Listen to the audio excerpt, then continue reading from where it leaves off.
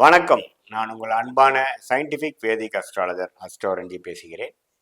நல்லது நினைப்போம், நல்லதே நடக்கும். தொடர்ந்து நம்மளோட வீடியோஸ்லாம் பார்த்துட்டு இருப்பீங்க நம்புறேன். அறிவியல் சார்ந்த ஜோதிட கருத்துக்கள் எந்த விதத்திலும் மிகைப்படுத்தாமல் உள்ளது உள்ளவாறு பார்த்து கொண்டிருக்கிறோம். அந்த அடிப்படையில் பார்த்தீங்கன்னா, இந்த வீடியோவில் நம்ம மார்ச் 2025 மகர ராசிக்காரர்களுக்கு எத்தகைய ஒரு பலாபலன்கள் நிறைந்த ஒரு மாதமாக வரப்போகிறது இருக்க போகிறதுன்னு பார்க்க போகிறோம். அதற்கு முன்னாடி ஃபர்ஸ்ட் டைம் வரவங்க மறக்காமல் சப்ஸ்கிரைப் பண்ணுங்கள். உங்களுக்கு பிடிச்ச வீடியோ ஷேர் பண்ணுங்கள் ஃப்ரெண்ட்ஸ் அண்ட் ரிலேட்டிவ்ஸ்க்கு.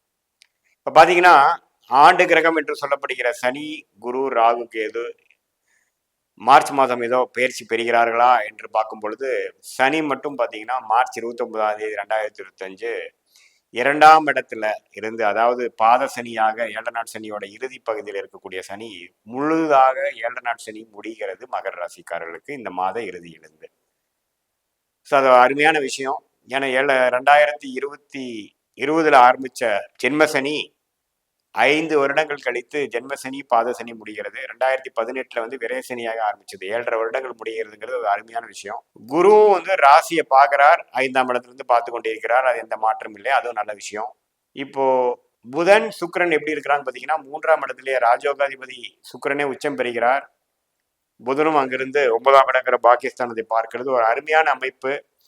ராகு திசை நடக்கிறவங்களுக்கு அருமையா இருக்கும். ஏன்னா ராகுவே சுக்கிரனுங்கிற ராஜயோகாதிபதியை பிடித்திருக்கிறார். ஸோ ராகு திசை நடக்கிறவங்களுக்கு இப்போ கோச்சாரத்துல நல்ல சப்போர்ட் கிடைக்குது. அதே சமயத்துல சூரியன் பார்த்தீங்கன்னா முதல் 15 நாட்கள் 8ஆம் வீட்டுக்கு கனெக்ட் ஆகி கொஞ்சம் கவர்மெண்ட் மூலமா வரக்கூடிய அமைப்புகள், தந்தையார் மூலமா வரக்கூடிய இன்ஹெரிட்டன்ஸு, அன்ஏர்ன்ட் இன்கம், திடீர் பண வரவு, இந்த ஒரு கவர்மெண்ட் விஷயத்துல ஒரு சாதகமான ஒரு அமைப்பு, அதெல்லாம் கிடைக்கக்கூடிய அமைப்பு முதல் ஆஃப் இருக்குங்க. செகண்ட் ஹாஃப் பார்த்தீங்கன்னா 3ஆம் இடத்துக்கே அவரும் மாறி ராகு சுக்கிரன் புதனோட சேருகிறார். அது ஒரு வேற மாதிரி ஒரு மாற்றத்தை கொடுக்குது. ஸோ பொதுவாக பார்க்கும் பொழுது ராஜயோகாதிபதி உச்சம் பெற்று 3ஆம் இடத்துல ராகுவோட சம்மந்தப்பட்டு இன்னொரு ராஜயோகாதிபதி ஆகிய புதனும் 3ஆம் இடத்துல இருந்து 9ஆம் இடத்துக்கு பாகிஸ்தானத்துக்கு பார்க்கும் பொழுது, அதே சமயத்தில் 7 நாட் சனி முடிக்கக்கூடிய அமைப்பும் வரும் பொழுது ஒரு அருமையான ஒரு மாதமாக, அடுத்த வரக்கூடிய 2 வருடங்கள் ஓய்வான ஒரு வருடமாகவும், ஒரு நல்ல ஒரு முன்னேற்றம் நிறைந்த ஒரு வருடமாகவும், பிரச்சனைகள் இல்லாத ஒரு வருடமாக இருக்கக்கூடிய ஆண்டுகள் காலகட்டத்துக்கு ஒரு ஃபவுண்டேஷன் அடிப்படை கொடுக்கக்கூடிய ஒரு மாதமாக 2025 மார்ச் மாதம் மகர ராசிக்காரர்களுக்கு ஒரு நல்ல மாற்றத்தை கொடுக்க போகுதுங்கிறத நம்ம பார்க்கலாம். அதே சமயத்தில் செவ்வாய் 7ஆம் இடத்திலேயே நீடித்திருக்கிறார். ஸோ அந்த செவ்வாய் 7ஆம் இடத்திலே நீடித்திருக்கிறது பார்த்தீங்கன்னா,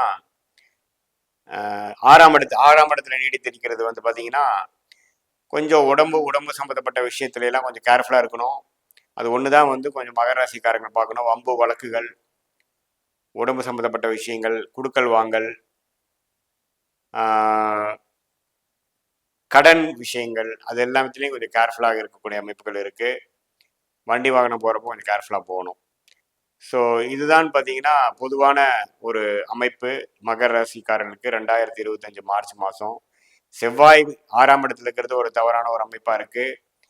8ஆம் பார்வையாக ராசியை பார்த்து கொஞ்சம் இது மாதிரி சில வம்பு வழக்குகள் அது மாதிரி விஷயத்தினால கொஞ்சம் மனக்குழப்பங்கள் கொடுக்கக்கூடிய அமைப்புகள் இருக்குது. ஏன்னா கிட்டத்தட்ட ஒரு 2-3 மாதமாகவே செவ்வாய் வக்ர ரீதியாக 6ஆம் இடத்தில் இடித்திருந்து மகர ராசிக்காரருக்கு இது மாதிரி சில சாதகமற்ற பலனை கொடுக்கிறார். பட் ராஜயோகாதிபதி சுக்கிரன் புதன் இருக்கக்கூடிய அமைப்பு அதை கட்டுப்படுத்தி ஓரளவுக்கு சாதகமான பலனை கொடுக்கக்கூடிய அமைப்பு இருக்கு. ஸோ ஒரு மிக்சடா இருக்குங்கிறத நம்ம தெரிஞ்சுக்கிறோம். ராகு கேது பார்த்தீங்கன்னா சுக்கிரனோட சம்மந்தப்பட்டு புதனோட சம்மந்தப்பட்டு குருவின் பார்வையும் பெறுவதனால ராகு கேது தசைகள் நடக்கிறவர்களுக்கு ஓரளவுக்கு நல்ல சப்போர்ட் கொடுக்கக்கூடிய ஒரு மாதமாக 2025 மார்ச் மாதம் இருக்கு. ஸோ கூட்டி கழித்து பார்க்கும் பொழுது 7 நாட் சனி முடியக்கூடிய ஒரு காலம் பார்த்தீங்கன்னா, வியாபாரிகள், தொழில் அமைப்பில் இருக்கிறவங்களுக்கு, உத்தியோகத்தில் இருக்கிறவங்களுக்குலாம் ஒரு நல்ல மேன்மை, ஒரு பிரச்சனை இல்லாத ஒரு சூழ்நிலை கொடுக்கக்கூடிய அமைப்பு, இது வரைக்கும் செய்த ஹார்ட் ஒர்க்குக்கு ஒரு நல்ல ஒரு ரிசல்ட் கிடைக்கக்கூடிய அமைப்புகள்லாம் கொடுக்குதுங்க. அதே சமயத்தில் மாணவர்களுக்கும் பார்த்தீங்கன்னா புதனோட சஞ்சாரம் நல்லா இருக்கிறனால கொஞ்சம் ஓரளவுக்கு கான்ஃபிடன்ஸ் பெற்று கொஞ்சம் மெமரி பவர் இம்ப்ரூவ் பண்ணி கொஞ்சம் ஃபோக்கஸ் இம்ப்ரூவ் ஆகி கொஞ்சம் எக்ஸாம்ஸ்லாம் கொஞ்சம் நல்லா பெர்ஃபார்ம் பண்ணக்கூடிய அமைப்புகள் இருக்குது. பட் ராகுவோட சம்மந்தப்படும் பொழுது கொஞ்சம் பதட்டங்கள் வரலாம். அது கொஞ்சம் கட்டுப்பாட்டுக்குள்ளே வச்சுக்கணுங்கிறது கேட்டுக்கொள்ளப்படுகிறது. ஸோ இப்படி தான் ஒரு புதனின் சுக்கிரனின் அமைப்புகள் கொடுக்குதுங்க.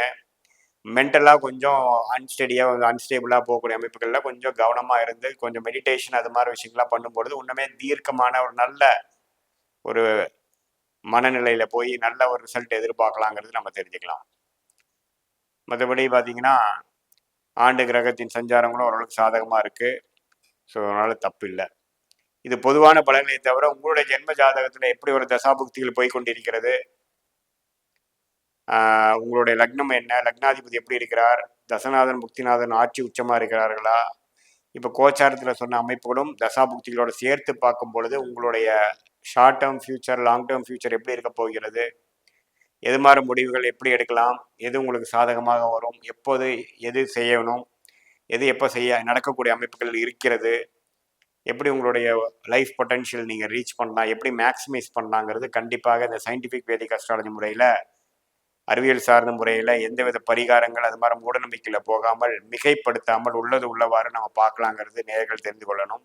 இது பொதுவான பலன்களே தான். மீண்டும் மற்றொரு காணொலியில் சந்திப்போம். நன்றி, வணக்கம்.